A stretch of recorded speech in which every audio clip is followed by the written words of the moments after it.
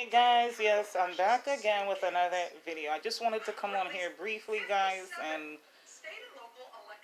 basically I'm going to be sharing some stories of missing persons, unsolved murders in the African American community. It is Black History Month, guys, so I want to share some of these cases that you may have heard of or cases that you may not have heard of. I know I haven't heard of a lot of these cases, but I wanted to talk about these cases, especially this month, because if you don't know, African Americans go missing every day, and you know, the cases don't make the news. But anyway, let me just start on this case. This is an unsolved murder of Quwan Charles. If you don't know what I'm talking about, Quwan Charles was a 15-year-old um, boy, 15-year-old teenage young man, I should say.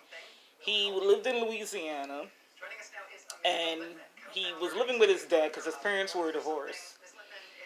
And his dad, well, he was like a country boy. His father had a farm, with the horses, the sheep, the goats. So on October 30th, Quan's mother was going to pick him up to get a haircut. But when she, called the house, Quan's father said that he wasn't there. So the mother said, okay, maybe he went out, maybe hanging out. He's 15, he's a teenager, he's not going to want to stay in the house.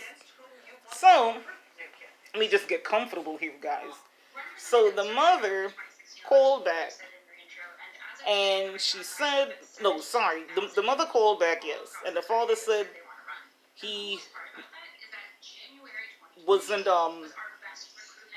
So the mother said, well, check his room. So Kwan's room was locked. So the father, broke the door down. Quwan wasn't there. That was October 30th, 2020. So there, the parents are clearly, worried. He's 15. Where could Quwan have gone? He wasn't the type of kid, who would run away and, he wasn't a bad kid. He was a good kid, a nice kid, a nice boy. So they didn't know where he was. They called the police. The police didn't really care. They didn't really do anything. They were like, wait 24 hours. The usual bullcrap when somebody's missing. They always say wait 24 hours. So the parents are going looking for Quwan, on their own, and couldn't find him. So then that was November 1st, they're still looking. November 2nd, they're still looking.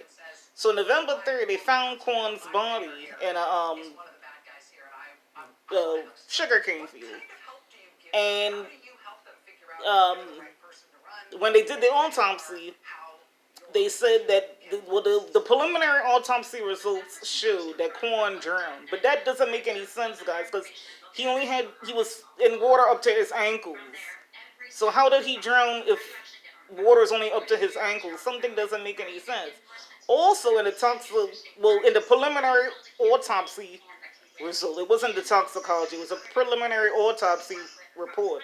The coroner said there was water in his lungs and nose, and it was drowning. He said no signs of trauma. There was animal activity on the face, maybe like maggots or whatever I guess was on his face. Because I did see a picture and it was terrible, guys. It was terrible. You see maggots or leeches or something on Quan's face. It was horrible, guys. You really don't want to look at that picture, but I wanted to look at this picture. I wanted to look at the picture so I could really give an accurate description of the case, of this case. So the family is like, that doesn't make any sense. So now, meanwhile, they had found out that some witnesses said they saw Quwan with a white teenage boy, and they were going walking. It turns out that boy's name is Gavin Irvin, and he was at the home of Gavin and his mother, Jackie. So Jackie Irvin was saying that Quwan was at her house, and that he was tripping on mushrooms, and he, was acting, I guess, delusional.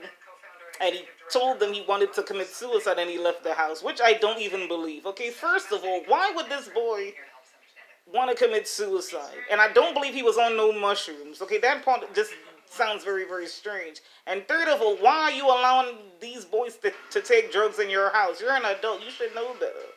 You know, your son is 17, Quwan is 15, but it don't even matter. I guess when you're sick in the head, I guess people don't be thinking when they're parents. So the family's like, they don't believe the drowning. So the family did their own investigation, and then they hired somebody, and they did a toxicology report.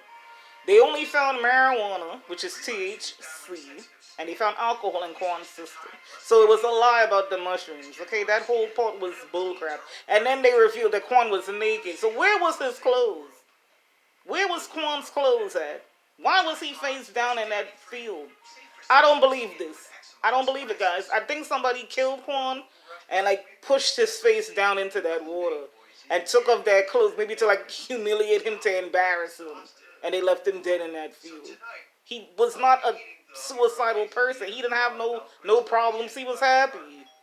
He was happy to be on the farm with the animals and live with his dad. So that doesn't make sense about the suicide. That lady is a liar, that Janet Irvin. And it just so happens that last week, they arrested the lady named Jackie Irvin. Yes, guys, they arrested this person in connection with Quwan taking the drugs and alcohol allegedly at her home. Which she should be charged. You're an adult. You should not have allowed that in your house in the first place. Okay? It's a mysterious death. We still don't know what happened to Quwan Charles. I didn't even know about this case, guys, until I happened to stumble on it on YouTube. And I figured I would come on here and talk about this case. It's Black History Month, and I want to get this case out there.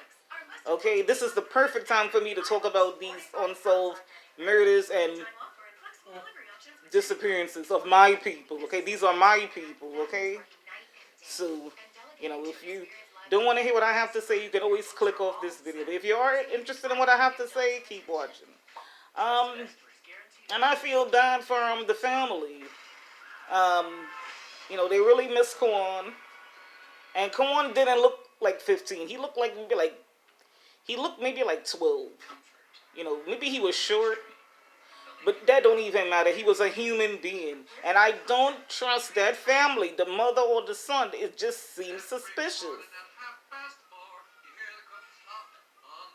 Maybe the son killed the boy and put him in the field. Or maybe the mother helped. We don't even know, guys. It's just a very, very strange, mysterious death. And it's a shame that this didn't get more coverage. This didn't get it didn't get national coverage, because I just now found out about this case maybe last month or something. It's a shame, guys. But I will leave all the numbers in the description.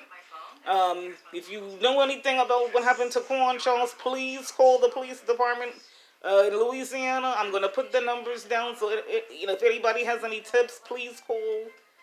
This was a human being. This was a person. This was a young man who had a future. But it was all snuffed out because of a weirdo. Okay? So, that's just my quick video on the mysterious mysterious death of Quwan Charles. Okay?